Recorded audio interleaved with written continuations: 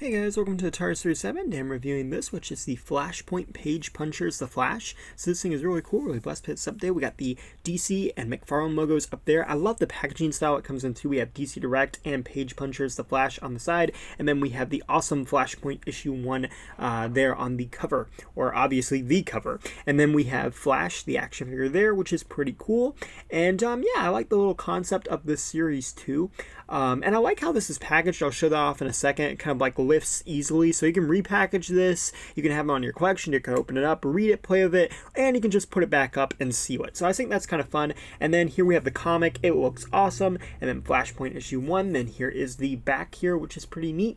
And you can see the advertisement there. Then we have some little pictures from the comic as well, which is pretty cool.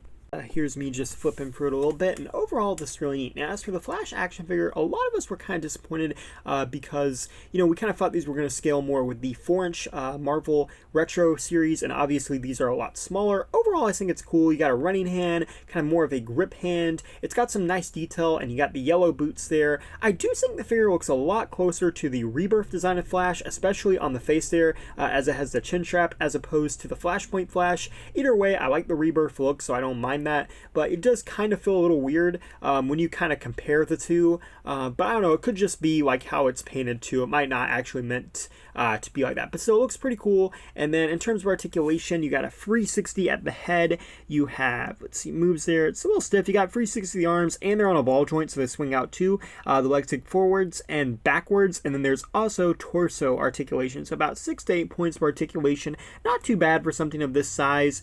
And then speaking of which, let's compare it with the 7-inch Mcfarlane Rebirth Flash. And again, to me, it just looks a lot closer to this, especially in terms of the chin strap there. But overall, looks really cool. And then it's kind of nice to see them compared. Then here's the Spin Master. As you can see, it's a lot smaller than a 3 to 4-inch scale figure. And then lastly, let's throw in an Imaginext Flash in there. And this is pretty much the exact same height of the Imaginext Flash. The only difference being is just like more slimmed down and more proportioned looking. But it's pretty much in that size range, which I know is kind of disappointing to a lot of people, myself included. I wanted them to be taller, but for the most part, I think it's pretty cool.